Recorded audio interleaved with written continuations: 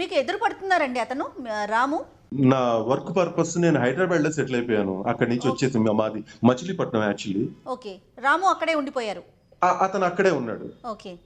మీ ఇద్దరి మధ్యన ఇప్పుడు ఏదైతే ఈ వైరం, ఒక డిఫరెన్స్, ఈ డిస్టెన్స్ పెరిగిందో, ఈ డిఫరెన్సెస్ అనేది 25 yearsలో ఎప్పుడైనా మీరు చూసారండి, లేదంటే ఇదే ఫస్ట్ టైమా? నేను కొద్ది బాగా సెటిల్ అయ్యాను. హైదరాబాద్కి వచ్చిన తర్వాత వాడు సెటిల్ అవ్వలేదు. అదేమన్నా లోపల అందరి ముందు చిన్నపోయి పెద్దవాళ్ళ ముందు ఇంట్లో ఖాళీగా ఉంటూ కొద్దిగా బాధపడుతున్నాడేమో నేను అని దాన్ని కూడా నెగిటివ్ గా ఫీల్ అవ్వలేదు. రైట్. అదే ఈర్ష్య పడుతున్నాడు అండి. ఈర్ష్య అన్నది మనం మాట్లాడుకోవచ్చు ఇక్కడ. అంటే మీరు అన్ని ఆస్పెక్ట్స్ లో ముందున్నారు, 38 years అంతే అనుకోవచ్చు అని నాకు ఇప్పుడు అతను ఆ మాట అన్నాక ఇంకా నేను ఆ కోణంలో అంతా చెక్ చేశాను 25 ఏళ్ల జర్నీని.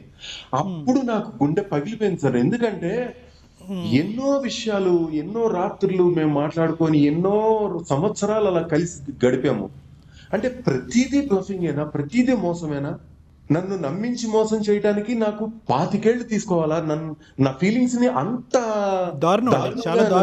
డిస్టర్బ్ చేయాలా అని నాకు చాలా పెయిన్ఫుల్ గా ఉంది సార్. అది మాకే వింటుంటే, అంటే మీరు 25 years అనగానే మేమిద్దరం ఐబ్రోస్ ఎగరేసాం. అబ్బా 25 years పాటు ఒక స్నేహాన్ని పరిగెట్టించారు అంటే కనుక ఎంత బలమైనటువంటి స్నేహం అయి ఉండాలి, అది టీనేజ్ వయసు నుంచి దాని పునాదులు పడి ఉండొచ్చు అనేటటువంటి దానికి ఈరోజు బీటులు వారింది అంటే కనుక ఏమై ఉండొచ్చు అనేది మాకే అర్థం కావట్లేదు. అంటే మీకేమన్నా అనిపించిందా అండి? అంటే why could a person change like this?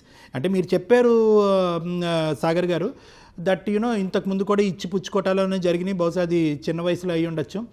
కానీ ఒక మనిషి అయితే ఒకటే అనిపిస్తుంది సార్, చిన్న ఏజ్ గ్రూప్ అంటే మైండ్ మెచ్యూరిటీ లెవెల్స్ ఇద్దరికి సరిగా రానంత మటుకు మా జర్నీ, మా స్నేహంలో క్లారిటీ, ఒక స్పష్టత, మంచి ఫీలింగ్స్ ఉన్నాయండి సార్ నిజంగానే. అది ఇప్పటికీ నేను నమ్మగలను. సాగర్ గారు ఒక్క పాయింట్ అండి, ఫర్ ప్రాపర్ మీకు ఒక సొల్యూషన్ చెప్పడం గురించి ఒక అంశం మనం తెలుసుకోవాలి. 25 సంవత్సరాల పాటు వాళ్ళ తల్లిదండ్రుల కంటే ఎక్కువ శాతం తెలిసింది మీరేనేమో అని నాకు అనిపిస్తుంది. అంటే ఆ స్నేహం కానీ ఆ బంధం కానీ మీ ఇద్దరి మధ్యన. మరి ఇంతకాలం ఇంత దీర్ఘకాలికంగా చూసినటువంటి వ్యక్తిలో మీరేమనుకుంటారు? ఇది వ్యక్తిత్వపరమైనటువంటి లోపమా, లేదంటే మోసం చేయాలి అనేటటువంటి మార్పా, ఇప్పుడు వచ్చినటువంటి మార్పా, మొదటి నుంచి ఉన్నటువంటి అంశం? నాకు జరిగిన ఇన్సిడెంట్స్ అన్ని, మా మధ్య జరిగిన ఇన్సిడెంట్స్ అన్ని చెక్ చేస్తూ పోతుంటే బేసిక్ గానే ఇన్బిల్ట్ లోనే వీళ్ళలో ఒక నెగిటివిటీ ఉంది, అది నేను గమనించలేకపోయాను అని ఇప్పుడు తెలుస్తుంది సార్. అయితే సాగర్ గారు ఒక్క విషయం అండి, కుటుంబంలో అన్నదమ్ముల్ని అక్క చెల్లెల్ని నమ్మలేని రోజులు, ఒకరికొకరికి పడని రోజులు, ఆస్తి తగాదాల్లో ఒకరినొకరు చంపేసుకుంటున్న రోజులు, I'm sorry to say this. అలాంటిది ఒక స్నేహితుడి దగ్గర మీరు ఏ పెన్ను, పేపరు, పుస్తకం, ఒక ప్రామిసరీ నోటు ఇలాంటివి ఏమీ లేకుండా ఒక 5 లక్షలు ఎలా ఇచ్చేశారండి? చాలా మంది నాకు ఒకళ్ళిద్దరి దగ్గర, మీతోనే కాదండి, ఇంతకు ముందు ఒకళ్ళిద్దరితో నేను మా ఫ్రెండ్స్, కొంచెం ఆఫీస్ కొలీగ్స్ లాంటి వాళ్ళతో డిస్కస్ చేశాను ఈ పాయింట్ మీద.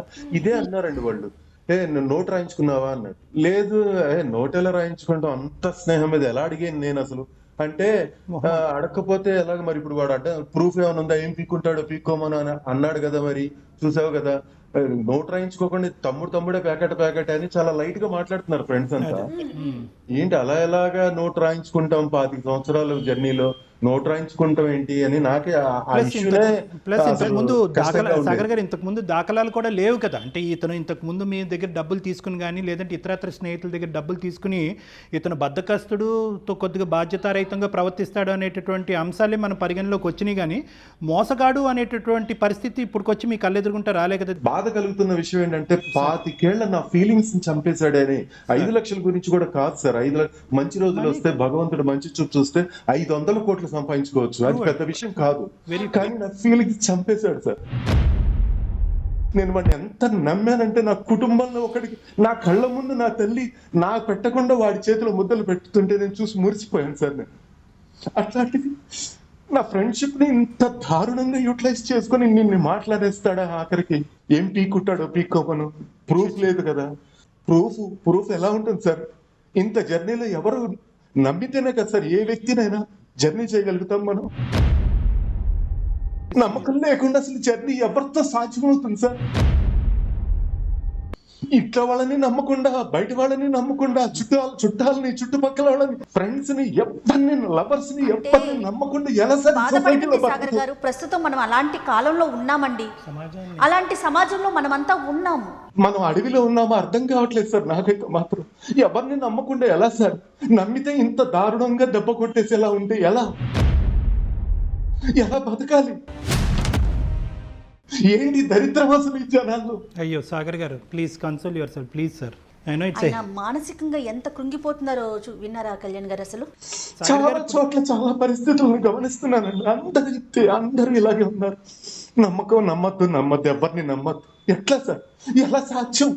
నమ్మకుండా ఒక మనిషి మనుగడ ఎలా సాధ్యం? వాళ్ళ పేరెంట్స్కి ఇప్పుడైనా చెప్పారా సార్?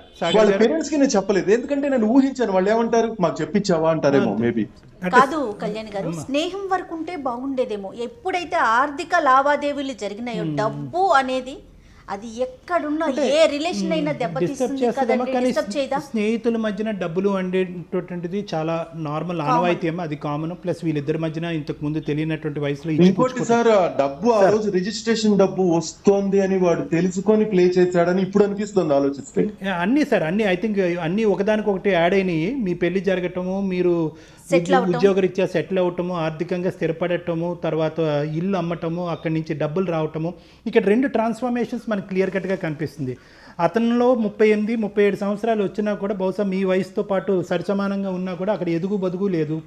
సమాజం నుంచి ఇన్సల్ట్, పెళ్లి గిల్లి ఉందో మరి లేదో తెలియదు. అది వాళ్ళ ఇంట్లో వాళ్ళదేనండి ఆ తప్పు. వాళ్ళని కష్టపడనీయకుండా కడుపు నిండా పెట్టి నిద్రపోతుంటే పొద్దున్నే తెల్లారి అందరూ 6ంటికి 7ంటికల్లా లేవాలి కదా. 12ంటి దాకా నిద్రపోతున్నా కూడా లేపేవాళ్ళు కాదు. వాడు కష్టపడి పైకి రాంది పోంగా నేను కొంచెం జీవితం, నాకేమో లైఫ్ అంటే కొంచెం కష్టం సుఖం ఒక భయభక్తులతో పెరిగిన వాడిని మా కుటుంబాలు. ఇక్కడ ఊరుకోండి సాగర్ గారు, ఎక్కువగా ఎమోషన్ అవ్వకండి మీరు. I'm sorry sir, I'm sorry. నేను మీ దగ్గరికి సొల్యూషన్ నాకు చెప్పండి అని నేను చేయలేదండి, నిజంగా చెప్తున్నాను. ఎందుకంటే ఇది సొల్యూషన్ సంబంధించింది కాదు, ఇది ఒక నమ్మకానికి సంబంధించింది. కానీ ప్రపంచం నమ్మద్దు అని చెప్తుంది. ఎవరిని నమ్మాలా వద్దా అని కన్ఫ్యూజన్ ఎక్కువైపోయి చేశాను మీకు. ఎందుకంటే మీ ప్రోగ్రామ్స్ నేను కొన్ని చూశాను యూట్యూబ్లో, నాకు చాలా మంచి వేదిక అనిపించింది. మీది చాలా చక్కగా డిస్క్రైబ్ చేస్తున్నారు. కాబట్టి ఏం చేయాలి? మనుషుల్ని నమ్మాలా వద్దా చెప్పండి దయచేసి. నమ్మాలి సాగర్ గారు. నేను నిజంగా సమాజం అంత ఇది అంత బ్లైండ్ అయిపోలేదు, అంత భయంకరంగా మారిపోలేదు. నమ్మాలి. ఆ నమ్మకం అనేటటువంటి బేస్మెంటే మన హ్యుమానిటీకి అనేటటువంటిది ఒక దారి చూపెడుతుంది. నమ్మకం ఉంచుకోండి. ఎందుకంటే బహుశా అంటే ఇక్కడ నేను 2 ఒక అంశం చెప్తాను సాగర్ గారు. ఇప్పుడు మీరు బాధపడుతున్నారు కంప్లీట్గా, అంటే మేము ఏం మాట్లాడినా కూడా మీ బాధను మేము తీర్చలేము. ఆబ్వియస్, ఎవరూ తీర్చలేదు. ఎందుకంటే ఇది 2-3 సంవత్సరాలు కాదు, 2-3 సంవత్సరాల స్నేహాన్ని విరిగిపోతే ఎంతో డిప్రెస్ అయ్యి నా దగ్గరికి వస్తూ ఉంటారు. అలాంటిది 25 సంవత్సరాలు కనీ విని ఎరగని రీతిలో, ఇంతకుముందు మీరు ఎప్పుడు అనుభవించినటువంటి రీతిలో ఒక కొత్త యాంగిల్ మీ స్నేహితుడి గురించి మీకు కలదు. అంటే బద్ధకస్తుడు, బాధ్యత లేనటువంటి వ్యక్తి, ఈ అంశాలన్నీ మీకు తెలుసు. కానీ మోసం కూడా చేస్తాడు, వెన్నుపోటు పొడుస్తాడు అనేటటువంటి అంశం మీకు మొదటిసారి కనిపించేటప్పటికి 25 ఇయర్స్ అనే వాళ్ళు జనరల్ గా చిన్న చిన్న తప్పులు చేస్తారు సార్. అందరూ వాడు చేస్తాడు, నేను చేస్తాను, నేనేం మంచోడిని నేను చెప్పుకోను. కానీ అవి ఫ్రెండ్సే మరి అర్థం చేసుకుని ఇగ్నోర్ లో వదిలేయాలి. అలాగా వదిలేసి వాడిని సపోర్ట్ చేయగలిగేదే నిజమైన స్నేహం. కానీ నేనేమనుకుంటున్నానంటే ఇది మార్పు. ఈరోజు మీతో మేము సానుభూతి చూపెట్టేటటువంటి అంశం ఒకటైతే, అయ్యో పాపం సాగర్ గారు ఏంటి పరిస్థితి అనేది ఒకటైతే, రెండోది ఏంటంటే 25 సంవత్సరాల పాటు మీరు ప్రయాణం చేసినటువంటి మీ స్నేహితుడి మానసిక పరిస్థితి మార్చవలసినటువంటి బాధ్యత ఈరోజు మీ భుజస్కంధాల మీద కూడా ఉంది అని చెప్పడం నా ఉద్దేశం. ఏమో సార్, నిజంగా ఈ వీడియో అతని దాకా చేరుతుందని నేను నమ్ముతున్నాను. ఎందుకంటే సోషల్ మీడియా చాలా విస్తృతంగా డెవలప్ అయింది కాబట్టి ఈ వీడియో చూసైనా వాడి బుద్ధి, వాడి మనసు మారాలని మనస్ఫూర్తిగా కోరుకుంటున్నాను. కరెక్ట్, అబ్సల్యూట్లీ సాగర్ గారు మీరు చాలా మంచి మాట చెప్పారు. ఈరోజు సాగర్ పోతే పోయింది, అంత మోసగాడితో నువ్వేంటి 10 లక్షలతో పోయేది 5 లక్షలతోనే పోయింది, నీ దారి నువ్వు చూసుకో, ఆ మూర్ఖుడికి ఎప్పటికో రోజు మనం కనువిప్పు కలుగుతుంది అని వదిలేస్తే అతను ఎంతమందిని సాగర్లను ఎత్తుక్కుంటాడేమో అనేటటువంటి భయం నాలో ఉంది ఈరోజు. దానికి సార్, తోడు నేను అలా ఈయనకి అనుకోలేదు. మీరు సమాజం అలా మీద ఒక చెప్పరని నాకు నమ్మకం తెలుసు. పోతుంది కదా, ట్రస్ట్ పోతుంది. ట్రస్ట్ పోతుంది కదా. సో ఇందాక నేను అన్న మాట ఏంటంటే సాగర్ గారు, ఇది వ్యక్తిత్వమా మార్పు అయితే కనుక you and we are all at an advantage position. మనందరం ఒక అడ్వాంటేజ్ పొజిషన్లో ఉందో మార్పుని మనిషిని మార్చచ్చు. యూ టర్న్ తిరిగినటువంటి ఈ మనిషిలో ఇప్పటి వరకు సెటిల్ అవ్వలేకపోయాడు కాబట్టి అతనిలో కలిగినటువంటి ఒక స్వభావం, ఒక ఈర్ష్య, ఒక భావము తప్పు అనేటటువంటి విధంగా, ఎందుకంటే పని చేయకపోయినా పర్లేదు కానీ పక్కనుండి మోసం చేసి సంపాదించి బతకాలి అనేటటువంటి ఆలోచన అతనిలోకి వస్తే కనుక అది ఒక చీడపురుగు. అతన్ని, సమాజాన్ని, అతని కుటుంబాన్ని మొత్తాన్ని అంతటినీ కూడా నాశనం చేస్తుంది. కాబట్టి బహుశా ఈ ఎపిసోడ్ చూసి అతనిలో ఒక పరివర్తన రావటం, మీ ఇద్దరి మధ్యన ఎవరైనా ఇంకో మంచి స్నేహితుడు ఉంటే కనుక అతని ద్వారా అతనికి ఒక సమాధానం చెప్పించటం, ఏ విధంగా మీరు బాధపడుతున్నారు అనేటటువంటి అంశం అక్కర్లేదు. ఎస్, అది ఆల్రెడీ అతనికి వద్దు తెలుసు. డాక్టర్ గారు, నేను నా మనసు అద్దం లాంటిదండి. నేను విరిగిపోయిందంటే ఇంకా అసలు నేను మళ్ళీ వాడి స్నేహం నేను ఇంకా వాడే కాదు, ఇక ప్రపంచంలో నేను ఎవరిని నమ్మకూడదు అని సాచురేషన్ స్టేజ్కి వెళ్ళిపోయాను సార్. నేను వెళ్తోంది నా మనసు.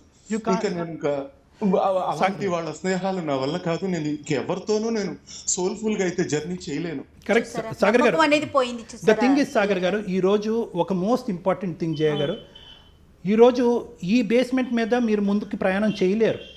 ఆగమ్య గోచరం అవుతుంది. మానసికంగా మీరు చితికిపోతారు. మీ గమ్యం వైపు మీరు నడవటం కష్టం. అంటే ఏంటంటే నమ్మకం అనేటటువంటిది లేని చోట జీవితం అనేటటువంటి ప్రయాణం చాలా కష్టం అండి. సమాజాన్ని నమ్మాలి, కుటుంబాన్ని నమ్మాలి, ప్రేమించేటటువంటి వాళ్ళని నమ్మాలి, స్నేహితుల్ని నమ్మాలి. కానీ జాగ్రత్తగా ఎక్కడికక్కడ ఆ సిచ్యువేషన్ని జడ్జి చేస్తూ ముందుకెళ్ళటం అనేది ఇంపార్టెంట్.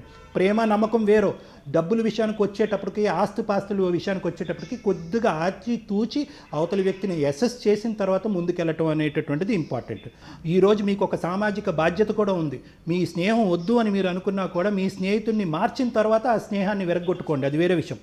మీరేం పోగొట్టుకోలేదు. ఒక్కటైతే be confident, there is trust in the world. సమాజం ఏమీ అంత భయంకరంగా మారిపోలేదు. నమ్మినటువంటి, ప్రేమించుకునేటటువంటి మనుషులు ఉన్నాము. అందరూ కలిసికట్టుగానే మనం అందరం ప్రయాణం చేస్తాము. ఎటొచ్చి ఏంటంటే కొద్దిగా కనువిప్పు అనేటటువంటిది ఈ అంశం ద్వారా మీకు కలిగిందేమో అనేటటువంటిది ఒకటి. బహుశా ఇట్స్ లెర్నింగ్ ట్రాక్. 5-10 లక్షలు అనేటటువంటి నాట్ ఎ మెజర్మెంట్. సో బహుశా అదే అంటే మీ సమస్యకి నా సొల్యూషన్ అదే సాగర్ గారు. బహుశా నేను సరైనటువంటి మార్గంలోనే మీకు చెప్పినట్టు అనుకుంటున్నాను. అయితే సాగర్ గారు, నమ్మకాన్ని కోల్పోకండి, ధైర్యంగా ఉండండి. ఆ నమ్మకంతోనే మీరు ఇప్పుడు మాకు కాల్ చేశారు. ఆ విషయాన్ని గుర్తుంచుకోండి. సో నమ్మకం లేదు అనే విషయాన్ని మాత్రం తీసేసేయండి. ఎక్కడో ఏదో ఏదో అంటారు చూడండి, ఎక్కడో ఒక్క సమస్య ఉందని ప్రపంచమంతా సమస్యలతో కూడిపోలేదండి. అలా ఉంటే కనుక మనం ముందుకు వెళ్ళలేకపోతాం. మనకి రేపటి రోజు అనేదే ఉండదు. దయచేసి ధైర్యంగా ఉండండి, నమ్మకంగా ఉండండి. కానీ ఈ కాల్ని విన్నవారు కానీ, మన వీడియోని చూసిన వారికి కానీ ఒక కనువిప్పు ఇలా చేస్తే ఇలా జరుగుతోందా, సమాజంలో ఇలా ఉందా అనే ఒక కనువిప్పు కలిగితే అంతే సంతోషం.